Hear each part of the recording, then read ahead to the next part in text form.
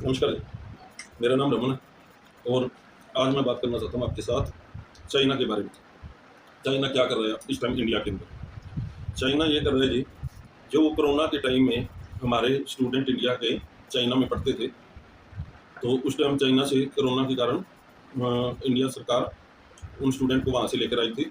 जो कोरोना में आपको सबको पता है, सबने देखा होगा न्यूज़ में कि उस टाइम चाइना के अंदर बहुत बुरे हालात थे। तो इंडिया के जितने भी लोग थे, स्टूडेंट थे, इंडिया की सरकार उनको चाइना से ले आई थी। तो ऐसे ही चाइना के वो इंडिया के स्टूडेंट कम से कम 20,000 स्टूडेंट थे। तो ऐसे ही चीन के स्टूडेंट 20-25,000 स्टूडेंट है जो इंडिया में पढ़ते हैं। तो अब क्या हो रहा है कि जो इंडिया में चाइना के स्टूडेंट पढ़ते थे, तो इंडिया ने उनको वो वापस यहाँ पर आना चाहते थे। जैसे स्कूल कॉलेज खुले हैं, तो यूनिवर्सिटियाँ खुली हैं, तो इंडिया ने उनको जैसे जैसे उन्होंने वीज़ा मांगा, वीज़ा उनको इशू कर दिया। तो अब जैसे चाइना के अंदर यूनिवर्सिटियाँ कॉलेज खुल गए, तो इंडिया के स्टूडेंट थे, उन्होंने वीज़ा लेना चाहा। पिछले 1 साल से इंडिया के स्टूडेंट वीज़ा मांग रहे हैं। चाइना पिछले 1 साल से इंडिया के स्टूडेंट को लटका रहा है, वीज़ा नहीं दे रहा।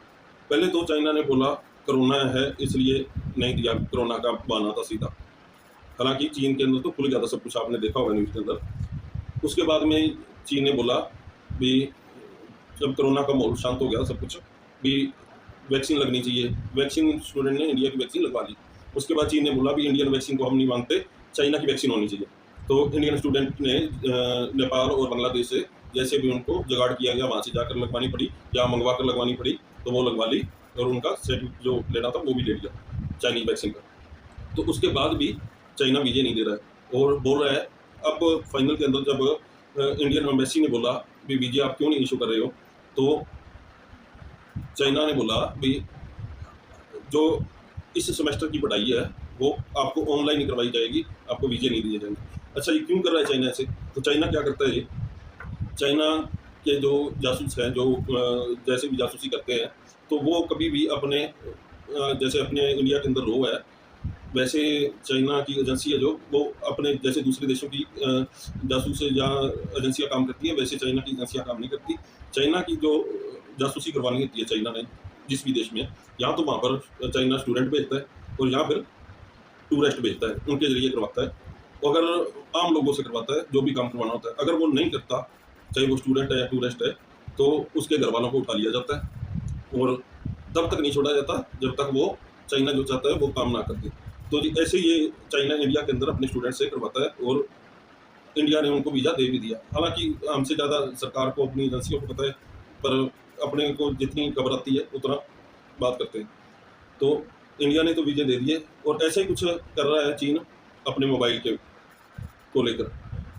जैसे ही मोदी जी ने आत्मनिर्भर भारत और जैसे ही कोरोना के कारण दूसरे देशों में और इंडिया के अंदर चाइना का गलवान घटना के बाद में जैसे ही चाइना का विरोध होने लगा और चाइनीज सामान, चाइनीज मोबाइल को इंडिया के लोग खरीदना कम कर दिया। वैसे कईयों ने तो, बहुत लोगों ने बंद कर दिया, पर बहुत लोगों ने कम कर दिया चाइनीज आइटम और चाइनीज मोबाइल।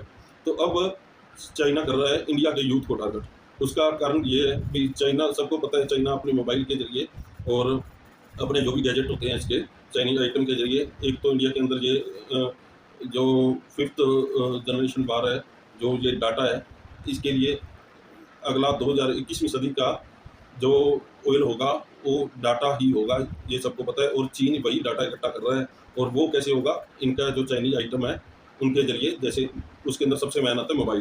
तो चाइना क्या करता है जी, एक तो जो एक तो इंडिया के अंदर जो मोबाइल इंडिया के अंदर चाइना बेच रहा है और वही मोबाइल चाइना दूसरे देशों में बेच रहा है, जैसे पाकिस्तान के अंदर बेच रहा है, बांग्लादेश में बेच रहा है, नेपाल में या दूसरे देशों में बेच रहा है। जो मोबाइल इंडिया के अंदर चाइना का 10,000 का मिलता है, वो पाकिस्तान के अंदर 30,000 का मिलता है। हालांकि भी मानते हैं भी इंडिया का 1 रुपया और पाकिस्तान का 2 रुपया, तो फिर उस हिसाब से भी देखें तो वो मोबाइल जो इंडिया के अंदर 10,000 का मिलता है, वो पाकिस्तान में 20,000 का ही मिलना चाहिए, पर नहीं, वो 30,000 का या 30 से 35,000 के बीच में मिलता है। तो ऐसे ही दूसरे देशों में चलता है। और ये क्यों कर रहा है चाइना?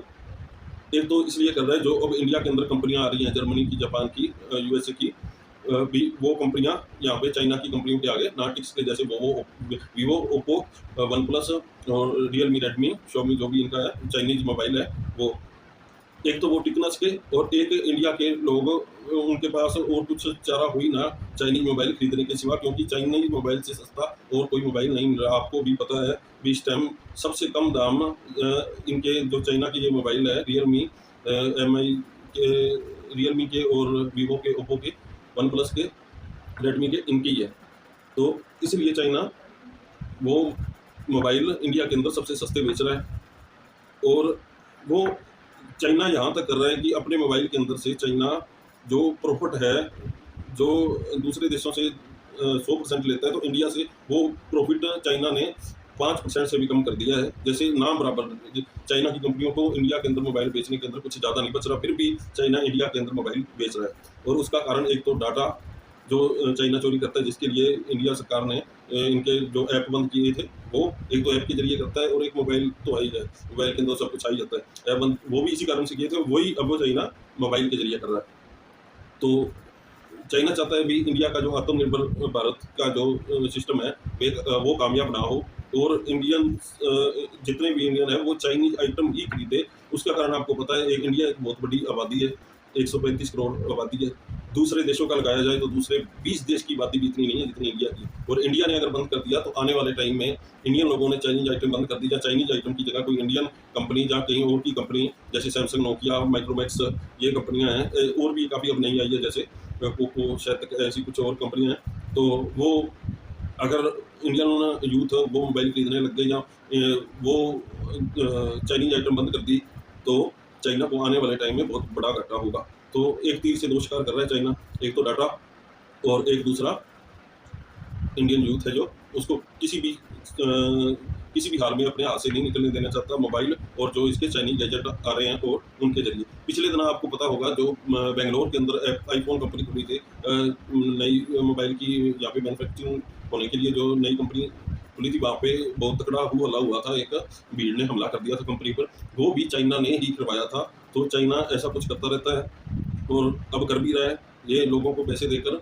इंडिया के अंदर बिकाऊ लोग बहुत है, आपको पता है। तो वो जैसे कैसे जो भी करना पड़े चाइना को, वो नहीं चाहता भी इंडिया के अंदर इंडिया की मैन्युफैक्चरिंग मेड इन इंडिया कोई मोबाइल या ऐसी इलेक्ट्रॉनिक चीज़ों की कोई चीज़ कामयाब हो, कोई भी कंपनी।